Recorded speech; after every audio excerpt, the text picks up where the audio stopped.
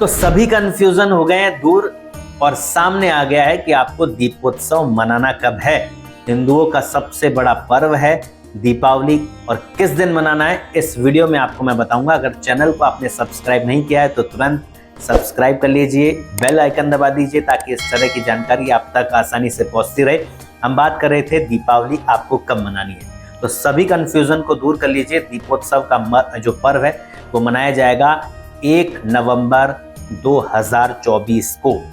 कार्तिक मास कृष्ण पक्ष प्रदोष व्यापिनी अमावस्या की हम बात कर रहे हैं।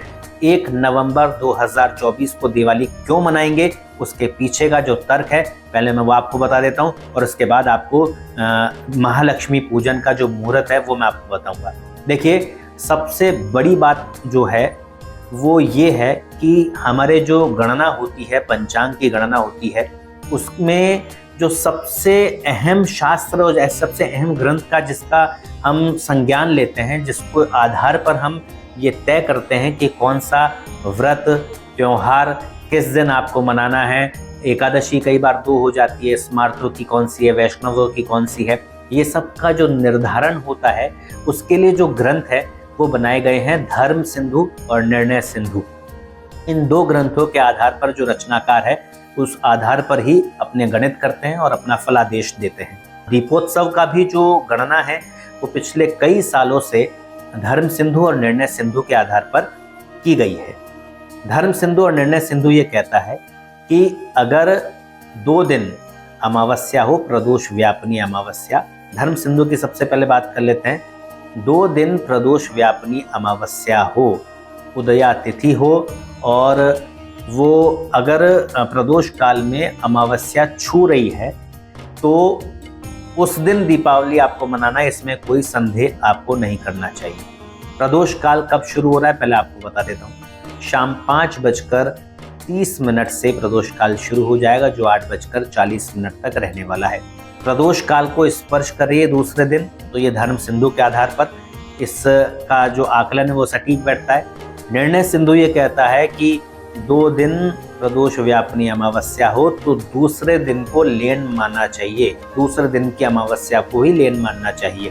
तो निर्णय सिंधु भी 1 नवंबर का पक्ष रखता है।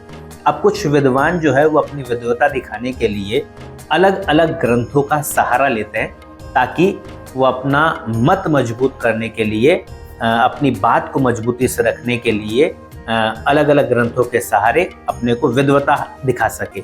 लेकिन जब आज से पहले और अब तक धर्म सिंधु और निर्णय सिंधु के आधार पर ही जब आकलन होता आया है और उसी के आधार पर दीपोत्सव का या अन्य त्योहारों का निर्णय होता आया है, तो इस बार भी आपको धर्म सिंधु और निर्णय सिंधु के आधार पर ही निर्णय करना चाहिए।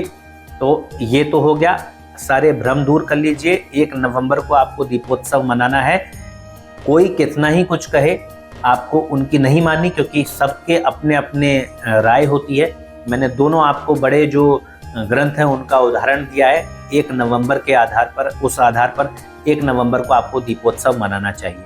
अब आई बात आपको दीपोत्सव के लिए जो पूजन का समय है, किस वक्त आपको पूजन करना है, श्रेष्ठ मुहूर्त कौन सा है, वो आपको मैं बताता हूँ। देखिए, 6:17 तक अमावस्या रहेगी। बहुत सारे लोग ये कहते हैं कि अमावस्या रहेगी नहीं तो फिर किस बात की पूजा। तो ये दोनों ग्रंथ ये कह रहे हैं अगर उदयात से लेकर प्रदोष काल में स्पर्श कर रही है तो उसी दिन को मानना चाहिए। फिर उसमें आपको ये नहीं देखना कि अमावस्या वो रहेगी या नहीं रहेगी, उसको मानना होगा। तो इसलिए इस पे मत जाना। अब आप मुहूर्त सुन लीजिए। स्थिर लगन सबसे बेस्ट रहता है महालक्ष्मी पूजन के लिए। स्थिर लगन में पूजा क्यों करते हैं? ताकि आपके लक्ष्मी स्थिर रहे आपके पास में। तो स्थिर लगन हो, प्रदोष काल हो और कुंभ का नवमांश हो, स्थिर नवमांश हो, तो ये सर्वश्रेष्ठ हो जाता है। तो सबसे पहले हम बात कर लेते हैं प्रदोष काल कब आ रहा है उसकी। तो प्रदोष काल शाम 5:40 से 8:16 तक रहेगा। ये श्रेष्ठ मुहूर्त है। इसमें भी वृक्ष लगन जो है, स्थिर लगन, वृक्ष लगन आएगा शाम 6:29 से 8:26 तक। ये श्रेष्ठ मुहूर्त है। और अब सर्वश्रेष्ठ मुहूर्त आप सुन लीजिए। सर्वश्रेष्ठ मुहूर्त कौन सा है? जब कुंभ का स्थिर नवमांश इसमें जुड़ जाए। तो कुंभ का स्थिर नवमांश जुड़ेगा 6:41 से 6:53 तक।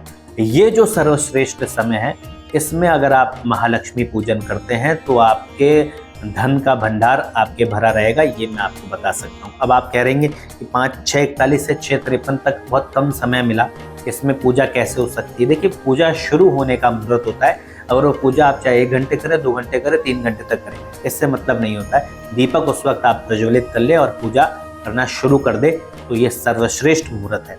इसके अलावा मान लीजिए आप इसमें भी नहीं कर पाए, तो और कौन से मुहूर्त है? स्थिर लगन जो है वो 4 होते हैं, वृष लगन, सिंह लगन, वृश्चिक लगन और कुंभ लगन। ये 4 स्थिर लगन है, इनमें अगर आप पूजा करते हैं तो वो सर्वश्रेष्ठ माने गए हैं। तो सुबह कब रहेगा? वो वृश्चिक लगन, क्योंकि बहुत सारे लोगों के प्रतिष्ठान होते हैं, वो सुबह फैक्ट्री में पूजा करते हैं, प्रतिष्ठान में पूजा करते हैं, उनके लिए श्रेष्ठ मुहूर्त सुन लीजिए। वृश्चिक लगन सुबह 7:49 से 10 बजे तक रहेगा। ये सर्वश्रेष्ठ मुहूर्त है पूजा करने का, सुबह 7:49 से 10:07 तक। इसके अलावा शुभ का चौगड़िया रहेगा। चौगड़ियों के अनुसार आप पूजा करते हैं तो 10:30 से 12 तक राहु काल रहेगा, इस वक्त आपको पूजा नहीं करनी। शुभ का चौगड़िया रहेगा 12:10 से 1:33 तक। शुभ के चौगड़िया में भी आप पूजन करेंगे तो माँ लक्ष्मी की कृपा आप पर बरसेगी। इसके अलावा बात करें सिंह लगन की, जो कि सिंह लगन भी काफी श्रेष्ठ माना जाता है, स्थिर लगन है और रात्रिकालीन है। वो आएगा रात में 1 बजे, 12:59 से रात को 3 बजे तक वो रहेगा। तो 1 से 3 के बीच में भी आप माँ लक्ष्मी की पूजन आराधना करते हैं तो माँ लक्ष्मी की कृपा आप पर बरसेगी और आपके साल भर तक आपके धन में, किसी प्रकार की धन में उत्तरोत्तर वृद्धि होती रहेगी और आप पर माँ लक्ष्मी की कृपा हमेशा बनी रहेगी। तो कंफ्यूजन दूर कर लीजिए। 1 तारीख को आपको दीपावली मनानी है, मुहूर्त मैंने आपको बता दिया है, अब आप केवल पूजा की तैयारी कीजिए। जय श्री कृष्ण, राधे राधे, ओम नमः शिवाय।